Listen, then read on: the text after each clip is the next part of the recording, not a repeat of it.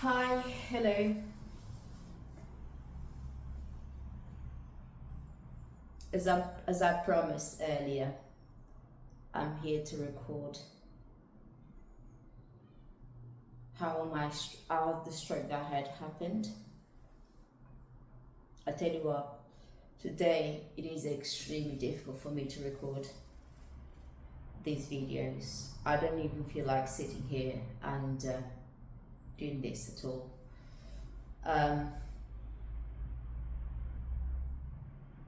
I'm still feeling extremely anxious. So much so I had to control myself to not burst into tears. It's been a while since I felt like this. It has really been a while. Yeah, I get myself busy for about a couple of hours more or less. So I've ended up ordering some food, and yeah, I've also got busy with finalizing the application of my British citizenship. So I actually realized my friends don't need to sign the back of my photos. They don't need to put the date on my name in the back of the photos. So I submitted my papers online, and I've got my appointment Monday the 15th. Yeah. So fingers crossed, all goes well. Yeah. I really don't feel like doing this right now. But I was sat on the sofa. As soon as I finished being busy with finalizing the process related to the British citizenship, as soon as I finished, that anxiety feeling came back again. And I thought, right, okay, no wonder I was feeling better, because I kept my mind busy, as I told you earlier. That's how I've always kept myself busy. That's why I always kept myself from thinking with the stuff that's happened to me in my life, or even that's still happening to me in my life. So the fact that I've been made redundant, I think it's really started to affect a lot. I'm not sure on which phase of what was that phase? 7 phases of I said to you even on the other video, didn't I?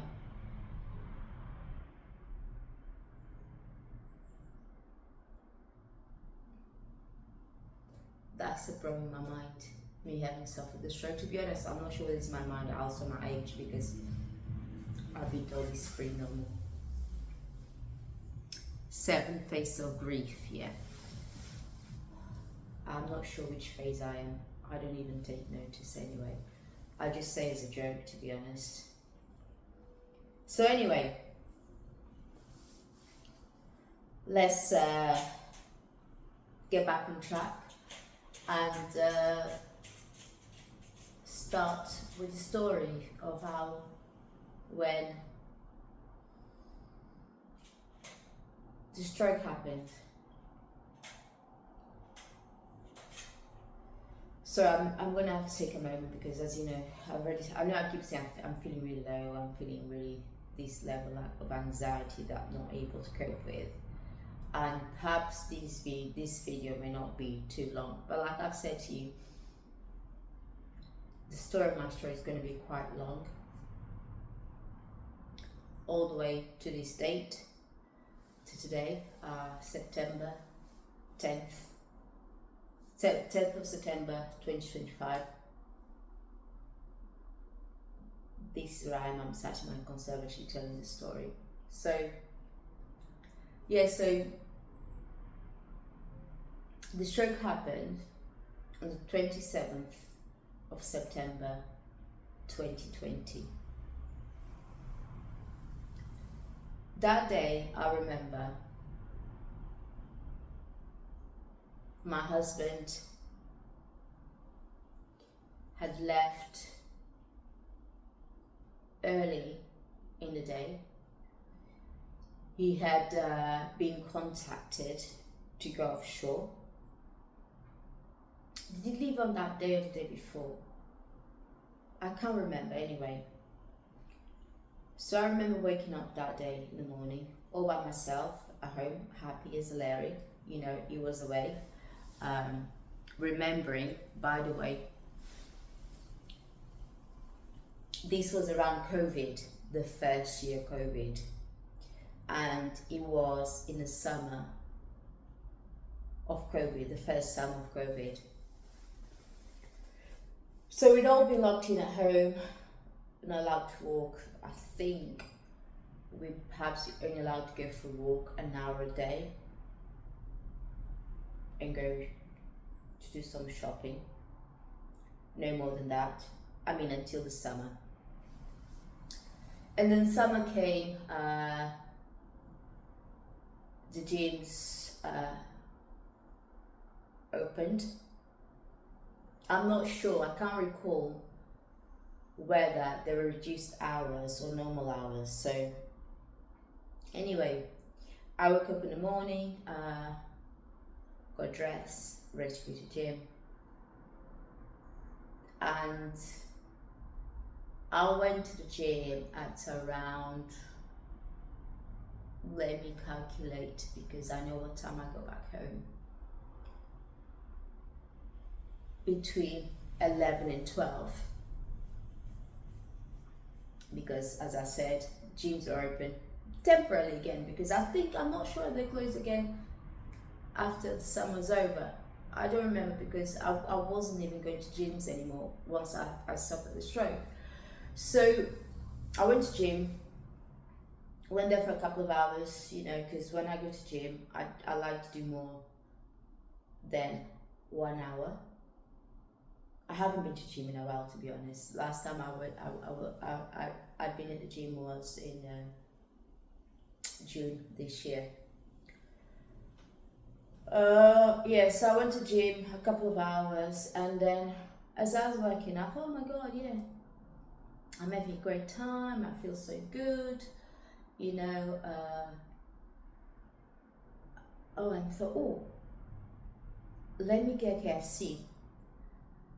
I never get KFCs, never get KFCs, never. Last time before 2020, that day that I decided to get myself a KFC must have been 10-15 years prior, because I don't like KFCs, never did, but I don't know what crossed my mind to get KFC on that day, right? And then I went to the one of those drive-through pickups. What did I order for myself? Oh, I ordered one of those one-person bucket which comes with a thigh, corn cob, yeah, a drink. It came with 2 pieces of chicken. I think it must have been the thigh and the chicken breast, something like that. And I ordered it, came back home. I didn't do very much in the morning, by the way. I just got up, had a shower, as I always do, got dressed at 11 o'clock, between 11 and 12, went to gym, picked the chicken up, came home. And then I started eating the chicken. I thought, oh my God, I'm feeling tired. And I said, why am I feeling so tired? I don't know, perhaps I had such a busy, because honestly, I'm going to go back to the week prior. I'm just starting with the day that I suffered the stroke, because that's the day that it is pretty much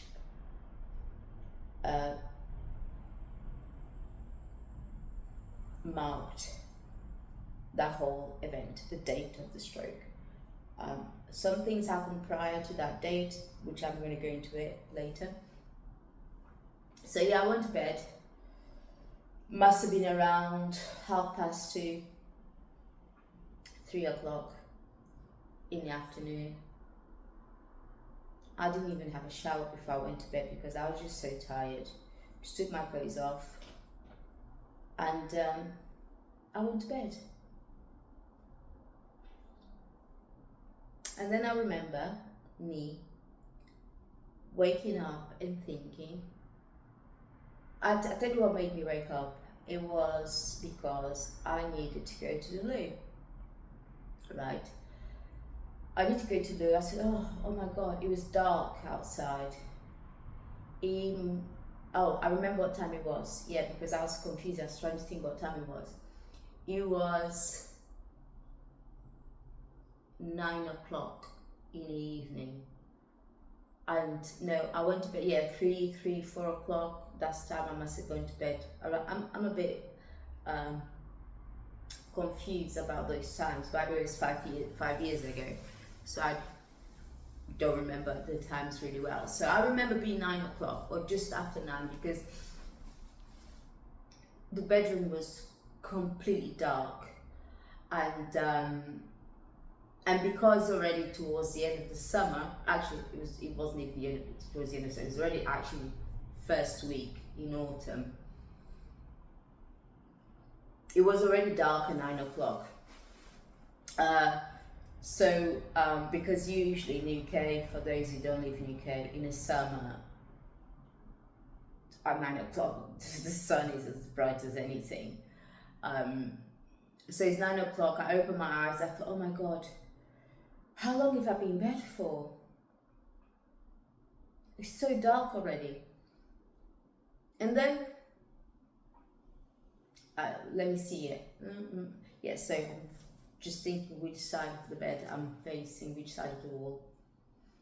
And then I tried to move my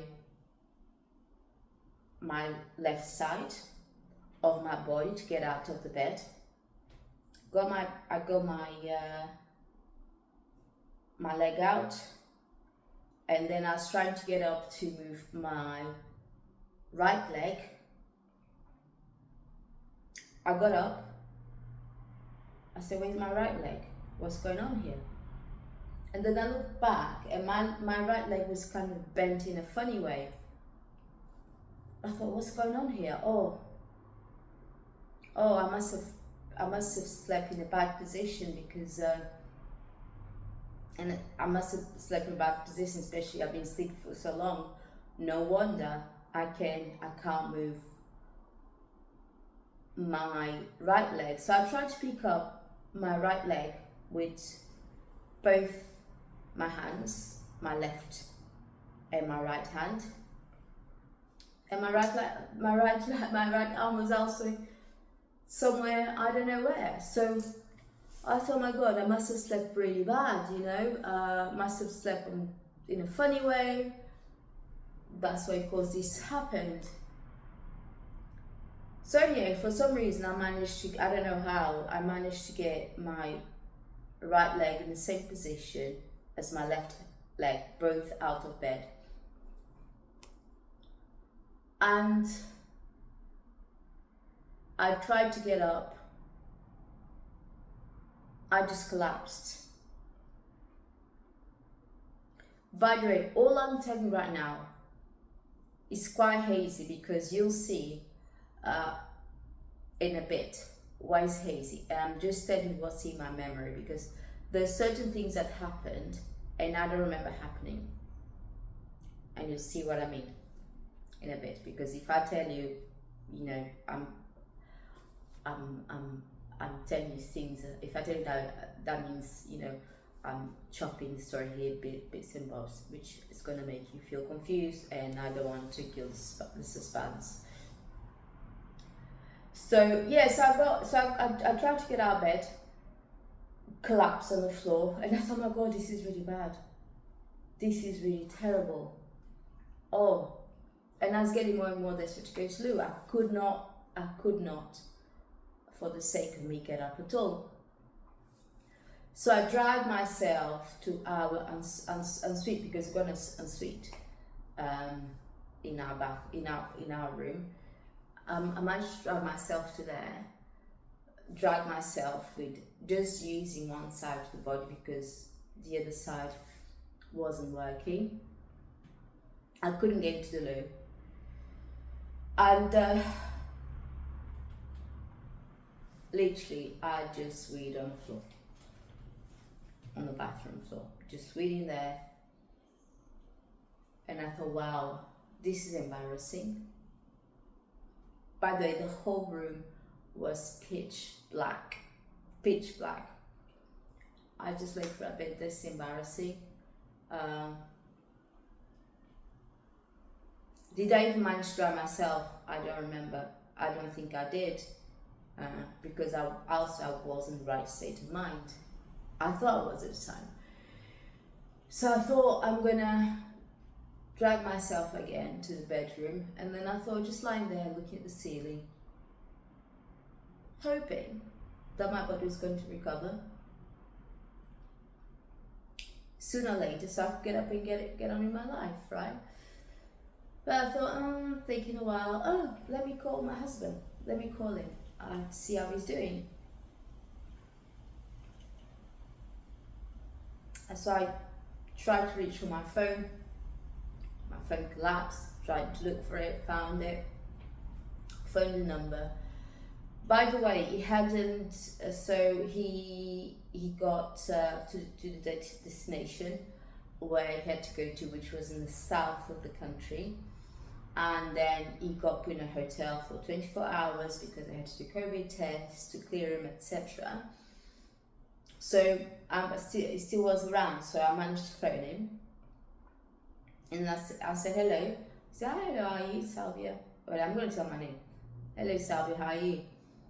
I said, I'm alright, okay, I just phoned you to see how you doing. If you had dinner and everything like that. I said, what?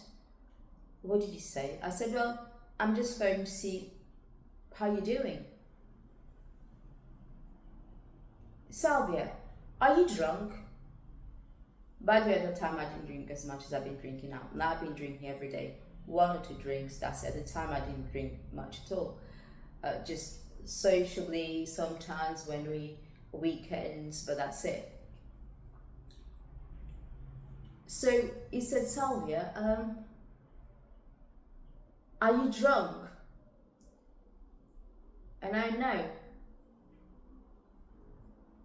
Salvia, where are you right now? And I said, on our bedroom on the floor speaking to you. This is what he said, it sounded to him. When he said, Sal, how you doing? That's honestly what he said. He sounded like to me. Salvia, are you drunk? No. In my mind, I believe as being 100% speaking fine, no problems, But on his side, all he could hear me is mumbling. Like,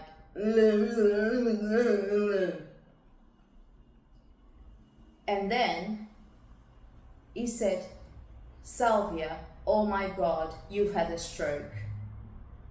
He was on the other side of the country, and he said, Salvia, oh my God, you've had a stroke. I was all by myself, nobody around me, in a house. And then he said, I'm gonna phone an ambulance. Will you be able to pick up the phone if I pick up again? I said yes. Obviously, all he could hear is like, ugh. He said, right, Salvia, stay where you are, don't move. I'm going to phone an ambulance. So after about 5 minutes, and I tell you why it took 5 minutes, between 5-10 minutes for him to phone me back. Oh no, let me tell you what happened in between those 5 to 10 minutes, because we're going, so we follow the time through as well. So within 5 minutes, he phoned the ambulance where he was. He said, by the way, my wife just had a stroke. I believe my wife had a stroke. She's at home all by herself. And I need an ambulance going to see her immediately. So the 999 operator asked for address, and he gave our address. He said, "Sir, I can't find it." "What do you mean you can't find it? This is my address." The operator was trying to find address. He could not find it. For the sake of me, he could not find our address. Obviously, my husband was frustrated. How can you not find my address, etc. Obviously, he's frustrated. Not frustrated, he's actually feeling anxious, angry. He just wanted an ambulance to come and see me, pick me up as soon as possible. And then he said, where was it? Well, I'm not sure which city it was in UK. So the operator said, "I cannot find any address under." I'm just going to make up an address, a city, as for the sake of this conversation.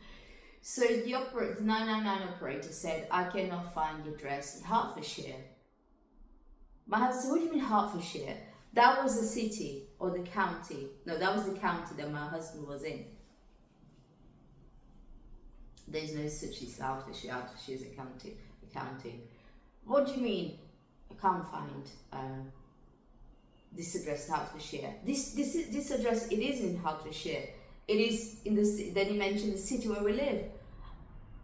After back and forth with the operators, searching for address, and all of a sudden the light bulb just lit. Oh, the operator said, "Okay, it makes sense now." So essentially, each county has got their own 999 services. So for example, Cambridgeshire only serves Cambridgeshire, Hertfordshire only serves Hertfordshire. So he said, "Okay, give me a second, I'm going to transfer you to the county where this address relates to." So there you go. So we found something new. So if you're somewhere in the country and then you need to get an ambulance somewhere else in Scotland or in Wales or whatever, you need to say what city that address is, so they can transfer you to the right operating system. I'm not sure if I use the right term. So he transferred my husband to 999 in the county where I live. He spoke to them. They've asked him whether there'll be any way of form they'll be able to open the doors where I was. I don't know how my husband managed to understand I was upstairs, but he managed to tell them that he said she's upstairs in the bedroom. All doors are locked. So they've asked him, "Is there a way that we can access the house? I won't cause so much damage." No, he's the one who asked them the question, because is there a way they can access the house without causing a lot of damage, without causing any safety issues to the house, because there wouldn't be anybody here. And then the lady or the gentleman said, "Don't worry, we're gonna send a fire brigade." So they do their best. When they usually have to access houses, they do their best to cause the least amount of disruption to the house. So it's great. So then he phoned me back, said, "Listen, I phoned the ambulance, they're on their way. Are you able to get to the door?" I said, "I'm upstairs, I'll try." And he said, "Please don't try. I just asked if you're able to get to the door. I don't want to say I'll try. I don't want to try. I want to stay where you are." Right? Me, no, I'm going to try and get to the door. So he hung up the phone again. He said, I'm going to phone in a bit again. I'm going to phone in a bit again. So what he did, he phoned his son's mum. I won't mention her name, but I want to thank her and her husband so much. I don't know what we would have done without them. She was here. She was my support until the ambulance took me to the hospital. So thank you so much, honestly. I can't thank you enough. So yeah, so by the way, I was completely naked, or was I half naked? I'm not sure, I think I was half naked, like proper naked, waist down, nothing. So there I was, dragging myself to the stairs, trying to open the door. Yeah, half naked. I had a t-shirt. The t-shirt was, you know, not that long, but longish t-shirt. So I dragged myself to the stairs, and then half of my body was hanging down the stairs, legs down, because, like I said, I was going to try to open the door. And then all of a sudden, I heard this voice through the mailbox, the post, our letterbox, saying, hello, is anybody here? I said, yes, I'm here. And then they said, listen, we are the fire brigade. I'm just letting you know that we're going to break into the house. Please don't be scared. It's just us telling you what we're going to do. The ambulance is waiting outside next to us. So as soon as we get to the house, we're gonna get you into the ambulance. Don't worry about it. And then I heard a window smashing from upstairs, and it was the window here in the conservatory, this side window, and they came in. Luckily, this door was unlocked. Honestly, like that day, God was looking after me, because number one, my husband hadn't gone offshore yet, and then for some reason this door here was unlocked. So they broke through the conservatory window there. They came through this door, and so he unlocked the front door. Everybody just rushed in, and I tell you what,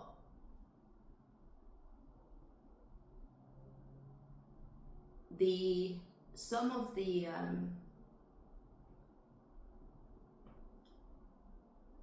not much is said about kindness and professionalism within certain professions. The firemen, they're all big blokes, honestly. I remember looking, they're big as anything. You don't expect them to be big, really, otherwise how would they be able to hold such a massive hose pipe and carry so many people on their laps, whatever their size, they're big. And they spoke with me with so much kindness. So much kindness. The first thing one of them did, the first one that faced me, he got myself a blanket and covered me immediately. And then he stroked my head and said, listen, sweetheart. I'm not sure if he used the word sweetheart. I don't think he did. I just made this up. Maybe he did. I don't know. He said, listen, everything's going to be fine. We're here. Everything's going to be fine. We're going to take you to hospital. He didn't say everything's going to be fine, like, oh, you're going to be 100% better. No, he meant everything's going to be fine. I was going to be taken to hospital, and the hospital's going to look after me.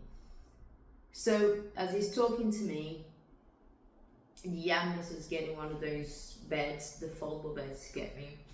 And then my son's mum came in, and then she said, oh, how are you, Salvi? Are you okay? Oh my God. And then I just burst into tears. I said, I don't know what's going on with me. She said, oh, don't worry, I'm going to sort everything out for you. Don't worry about the house. I'm going to make sure everything is fine. Yeah. And then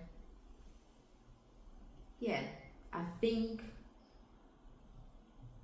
I'm gonna leave it here now because I'm getting a bit emotional. It's really hard to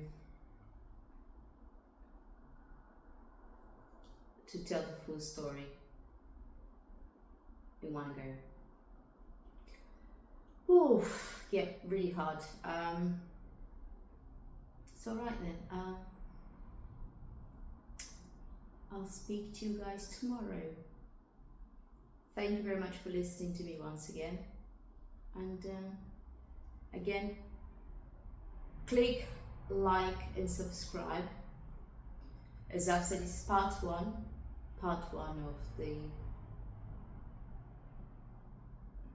of the event in my life. The event which was suffering a stroke, having a stroke. I don't know what term to use, to be honest. This is part one. Please check in for part two tomorrow.